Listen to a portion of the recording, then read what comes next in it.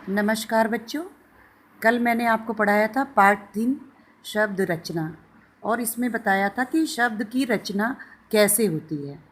तो इसका जो परिभाषा थी, वर्णों के सार्थक मेल को शब्द कहते हैं।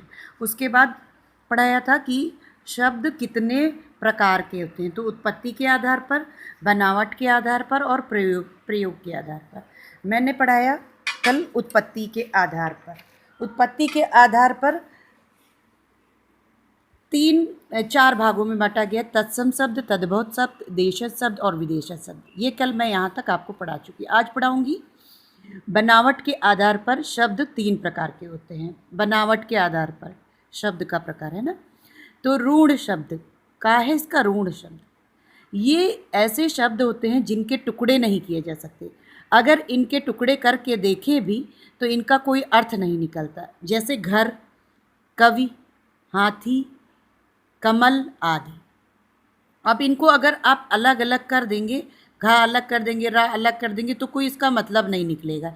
जब तक किसी वर्णों के जो मेल होता है, उससे जो शब्द बनता है, उसका अगर सार्थक अर्थ नहीं होता तो वो शब्द नहीं कहलाते।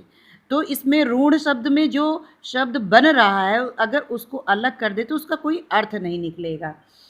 इसी प्रकार यौगिक शब्द, यौगिक शब्द होते हैं। ये शब्द 2 शब्दों के योग से बनता है। योग का मतलब होता है जोड़ना, तो 2 शब्दों के योग से बनता है। योग का अर्थ होता है जोड़, अतः 2 शब्दों के जोड़ से बने ऐसे शब्द जो सार्थक होते हैं यौगिक शब्द कहलाते हैं। इनके टुकड़े किए जा सकते हैं। जैसे रसोई तो प्लस घर, तो रसोई घर। नील प्लस कमल तो नील कमल। अब ये रसोई घर को भी आप अलग कर सकते हैं, नील कमल को भी अलग कर सकते हैं। और अलग करने पर दोनों ही जो शब्द हैं उनका कुछ ना कुछ अर्थ निकल रहा है। जैसे रसोई और घर दोनों का अर्थ निकल रहा है।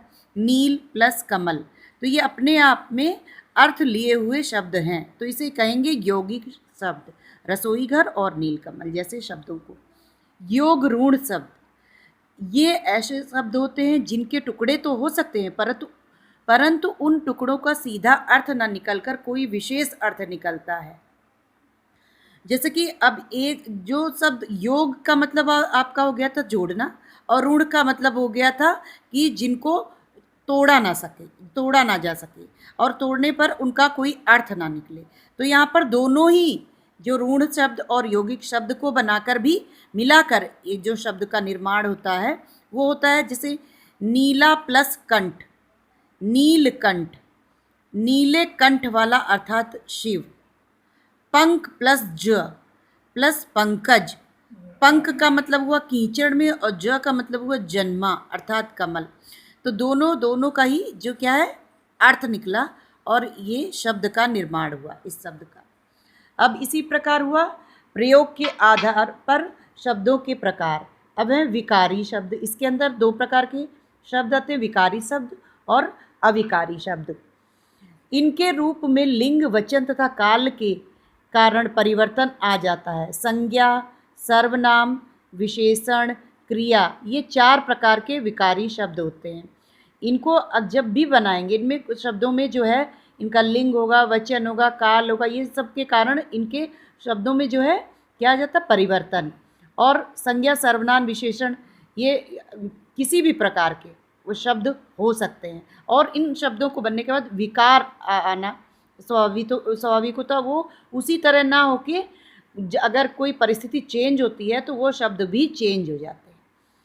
अविकारी शब्द, इनके रूप में कभी भी किसी भी स्थिति में कोई बदलाव नहीं आता, चाहे काल, वचन और कुछ भी बदल जाए, लिंग, लेकिन ये जैसे रहते हैं शब्द वैसे ही रहते हैं, उनमें बदलाव नहीं किया जा सकता।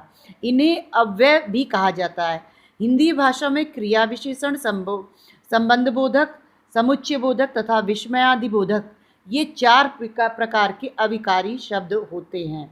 इसके अंतर्गत जो भी शब्द होंगे जिनको कि हम कभी बदल नहीं सकते वो अविकारी शब्द में आते हैं। आज के लिए इतना ही। नमस्कार।